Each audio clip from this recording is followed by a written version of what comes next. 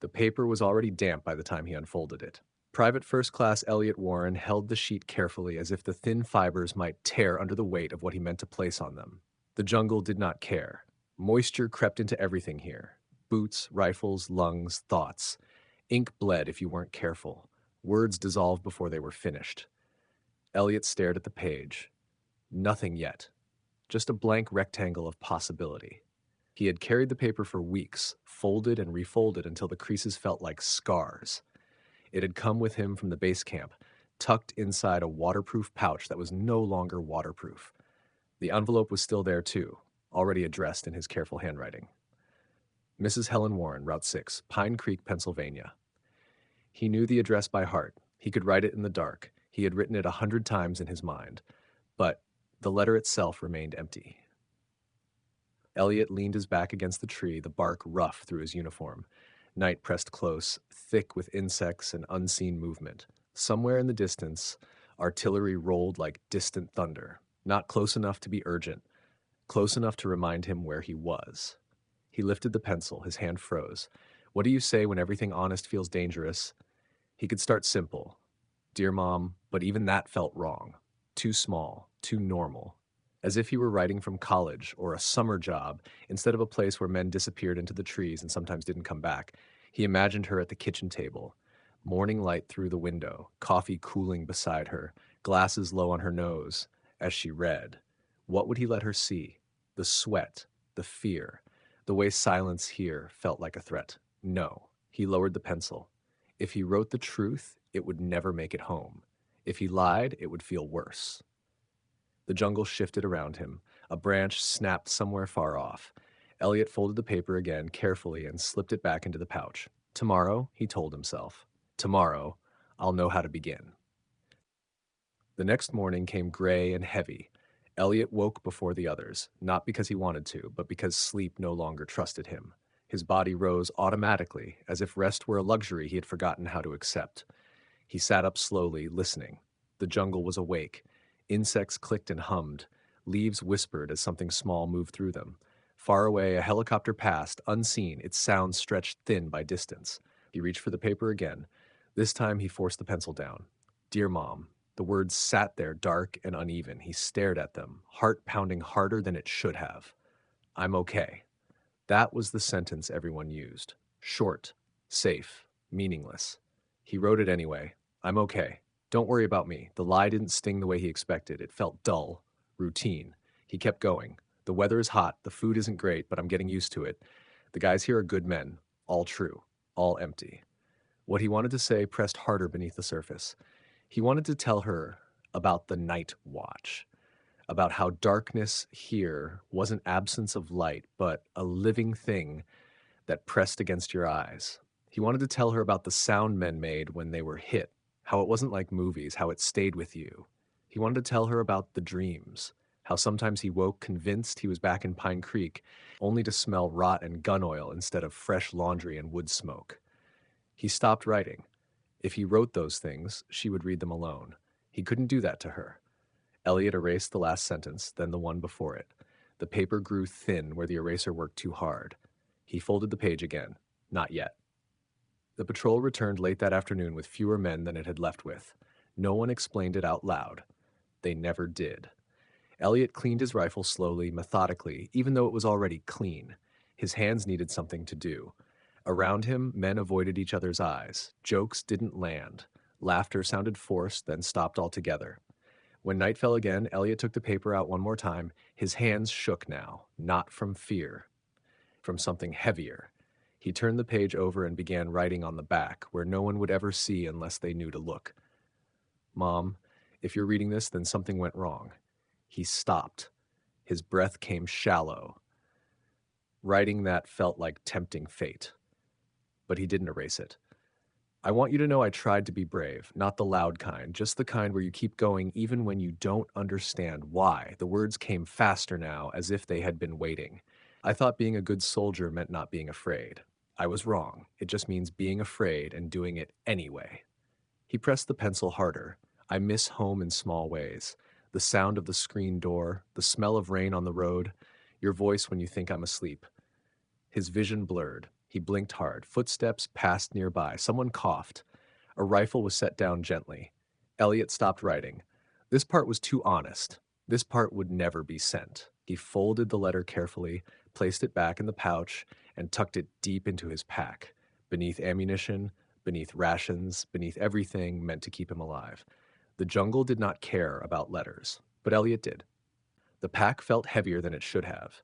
Elliot noticed it the moment they stepped off at dawn. Same gear, same rations, same ammunition, but something inside pulled at his shoulders as if gravity itself had changed. The letter. He hadn't added another word to it, yet it weighed more now than it had the day before. Not because of paper, because of meaning. Because once something was written, it existed, and once it existed, it could be found. They moved in a loose column through thick jungle, boots sinking into damp earth. Elliot kept his eyes low, scanning for disturbed soil, broken branches, anything out of place. Training took over where thought failed. Step, pause, listen. His mind drifted anyway. He wondered what would happen to the letter if he didn't make it back. Would someone find it? Would they know to look? Would it be mailed automatically, folded and official, stamped with finality? He imagined his mother opening it weeks later. Months. Imagined the knock on the door that would come first. His stomach tightened. A sharp gesture from the man ahead snapped him back. The column froze. Elliot dropped to a knee, rifle up, breath held. Silence pressed in from every direction. Nothing happened. After a long minute, they moved again. Elliot realized his hands were shaking, not from fear of the jungle, but from fear of that folded page riding against his spine. He adjusted the straps, settling the pack more securely. If something happened to him, he didn't want the letter found by accident. If it was ever read, he wanted it to mean something. The contact came without warning. Not close. Close enough. Shots cracked through the trees, sharp and sudden. Men dove for cover.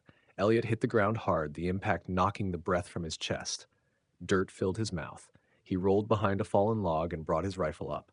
The noise was chaos. Gunfire, shouted commands, something exploding farther off. Elliot fired when the men around him fired, not aiming so much as responding, becoming part of the noise. Time broke apart. When it ended, it didn't feel like victory. It felt unfinished. They pulled back quickly. Too quickly. A name was shouted once, then again, then not at all. Later, as the jungle swallowed the echoes, Elliot sat with his back against a tree, chest heaving. His hands shook violently now. He didn't bother hiding it. Someone nearby whispered a name, not loud enough to be a call, just loud enough to acknowledge absence. Elliot reached into his pack without thinking. He took the letter out. His fingers were clumsy as he unfolded it. Mud smeared one corner. He didn't care. He turned it over and added one line, pressing hard. I learned today that names sound different when no one answers them. He stared at the sentence for a long time. Then he folded the letter again. Carefully. That night, Elliot did not sleep. He sat with his back to a tree, knees drawn up, rifle across his lap. The jungle breathed around him. Somewhere close, someone snored softly. Somewhere farther away, something moved that wasn't human. He took the letter out one last time, not to write, to read. He read the front, the safe words, the lies that sounded kind. Then he read the back, the truth he had never meant to send. The letter felt complete now, not because it said everything, but because it said enough. Elliot folded it carefully and slid it back into the pouch. Then he did something unexpected. He didn't put it back in his pack. He tucked it inside his shirt, against his chest, beneath the chain of his dog tags. The paper was warm there. Alive. If it stayed with him, it belonged to him. If it was ever found, it would mean he hadn't been alone at the end. Elliot leaned his head back against the tree and closed his eyes, not to sleep, but to rest in the smallest way possible. The jungle did not soften. The war did not pause, but for a moment the letter stayed where it was.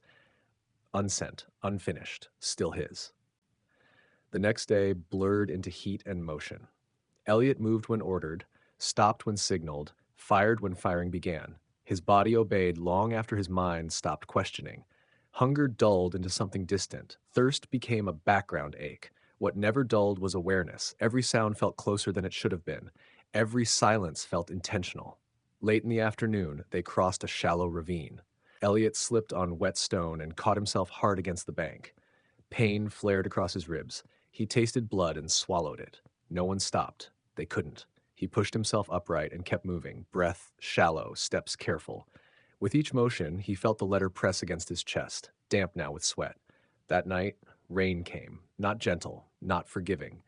The jungle turned slick and hostile. Mud swallowed boots, visibility collapsed. They huddled beneath ponchos and leaves, trying to become smaller than the darkness. Elliot lay on his side, ribs aching, rain drumming against his helmet. He pressed a hand to his chest, checking the letter. Still there, but thinner now. The paper had softened, edges beginning to blur, ink bleeding slightly. The jungle took things quietly. It didn't rip them away, it let them dissolve. Elliot wondered how long words could survive moisture, heat, and time. He wondered how long people could. The ambush came at first light. It was brief, violent, close. Elliot felt the impact before he heard the sound. A heavy force knocked him backward. He hit the ground hard, breath tearing out of him in a broken gasp. For a moment, the world narrowed to pain and noise. When he tried to move, his body answered slowly, incorrectly. His left leg burned, his vision tunneled. Someone dragged him into cover. Voices overlapped. Orders. Panic disguised as control. Elliot lay on his back, staring up at fragments of sky through leaves. His hands shook uncontrollably. Blood soaked into his uniform, warm and slick. He knew the look on the medic's face before he saw it. This is bad. He reached weakly toward his chest. The letter was still there. Soaked. Fragile. Ink nearly unreadable in places. He didn't try to write again. There was no time, no strength. In strength. He pressed the folded paper flat against his chest with trembling fingers. A thought surfaced, calm and unexpected. If this is the end, let this be the last thing I carry. The noise faded in and out. The jungle leaned closer. Elliot closed his eyes. Elliot did not know how long he drifted. Time lost its shape. When awareness returned, it came quietly. No pain at first, just heaviness. Stillness. He was somewhere else now. A tent.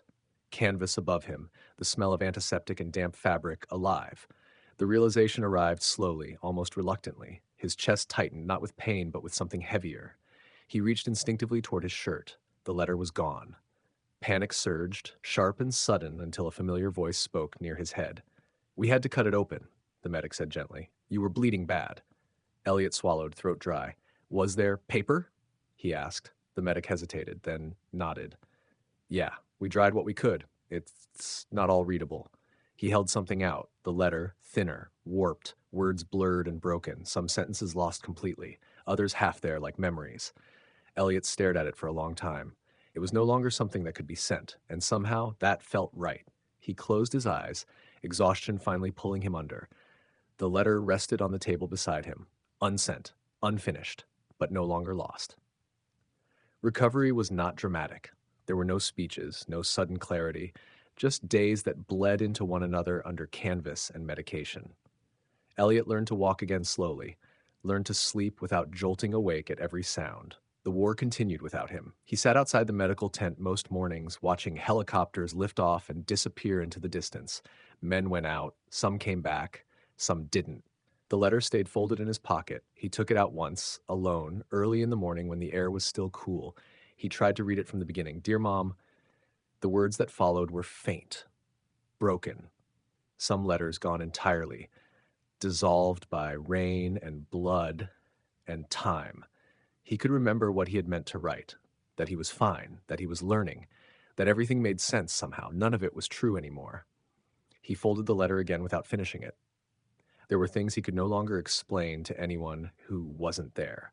And even then, explanation felt impossible. Some truths didn't survive being spoken. Elliot left Vietnam months later. The plane lifted off and no one cheered. He watched the coastline fade until it was just another shape swallowed by distance. Relief never came, only quiet. At home, people asked questions they didn't want answered. "How was it? Are you okay?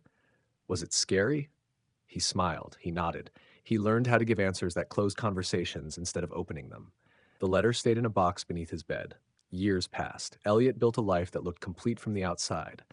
Job, family, routine. He laughed when expected. He slept when he could. Sometimes, late at night, he took the letter out again. The paper had yellowed. The ink had faded further. Time finished what the jungle had started.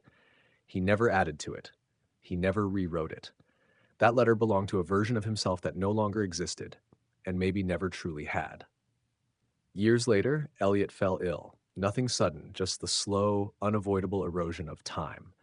One afternoon, knowing he didn't have much left, he opened the box one last time. He unfolded the letter carefully, as if it might tear simply from being remembered. He read what remained. Most of it was gone now, but the first line was still there. Dear Mom.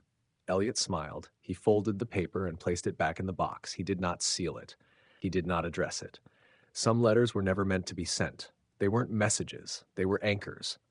Proof that at one moment in time, someone had wanted to speak honestly in a world that made honesty impossible. When Elliot passed, the box was found untouched. Inside, it was a single piece of paper, unsent, unfinished, but full of everything he had survived.